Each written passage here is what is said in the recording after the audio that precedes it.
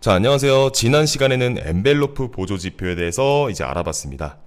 이번 시간에는 보조지표 중에 가장 많이 쓰이는 지표를 가져왔습니다. 바로 여러분들 MACD입니다.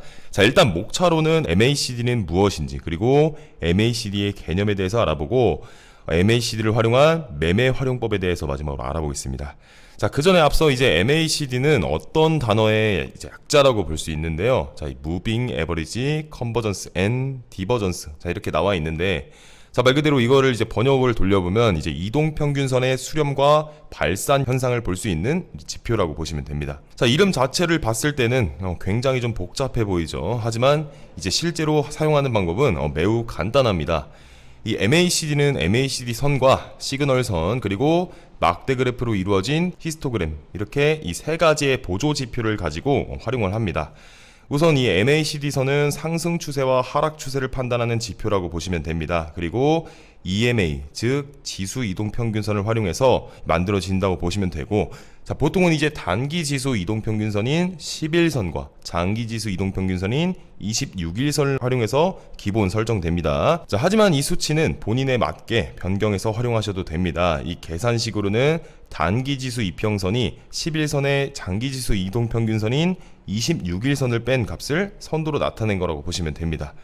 자, 그리고 이제 시그널선은 9일 동안의 MACD 지수 이동평균선인데, 자, 진입 시점이나 청산 시점, 그리고 또 탈출 지점을 찾아내는데 이제 활용을 해볼 수가 있습니다. 그리고 이제 마지막 지표인 히스토그램이 있습니다. 자, 이 히스토그램은 MACD 시그널선의 발산과 수렴을 막대 그래프로 보여줍니다. 자, 그래서 이제 이 매수와 매도의 힘의 세기, 그리고 변화를 시각적으로 쉽게 읽고 해석할 수가 있습니다. 단 이제 유의할 점은 이 히스토그램 지표는 MACD 선과 신호선의 움직임을 시각적으로 보기 쉽게 막대 그래프로 보여줄 뿐이지, 자, 거래량과는 전혀 관련이 없다는 사실이에요.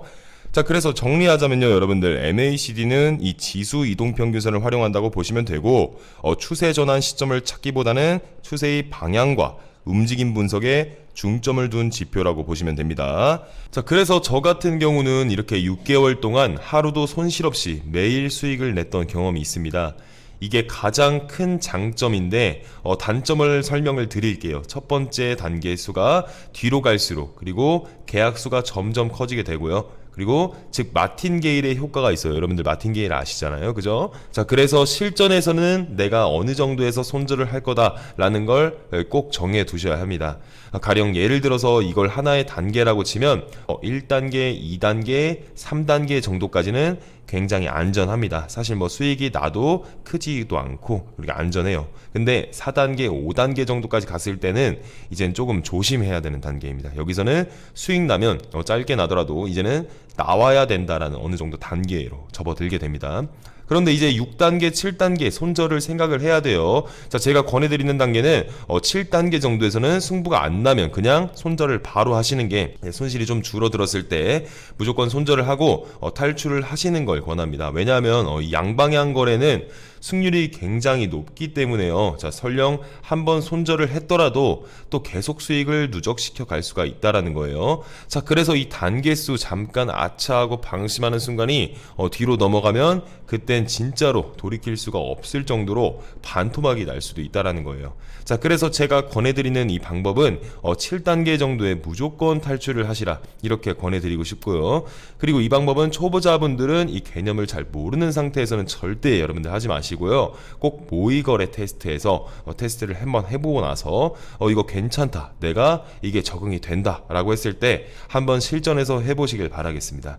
자, 그리고 중요한 조건을 말씀드리겠습니다. 중요한 조건은, 자, 이 방법은 반드시 변동폭이 있어야 됩니다. 자, 이게 기본입니다. 자, 계속 박스권에서 움직이는 구간에서는, 자, 이 매매법을 했다가 단계수만 계속 늘어나다가 결국은 큰 손실을 입을 수 있습니다. 나스닥 같은 경우 본장이 시작된 10시 30분 이후부터 11시 사이에 한 번 정도만 거래를 하시라, 자, 이렇게 권해드리고 싶습니다, 여러분들. 자, 결국 이 MACD 매매법의 가장 큰 장점은 날마다 수익을 낼 가능성이 가장 높다는 겁니다. 올라갈지 내려갈지에 대한 고민을 전혀 할 필요가 없어요. 자, 올라가든 내려가든 가기만 하면 수익을 낸다는 게 가장 큰 장점입니다.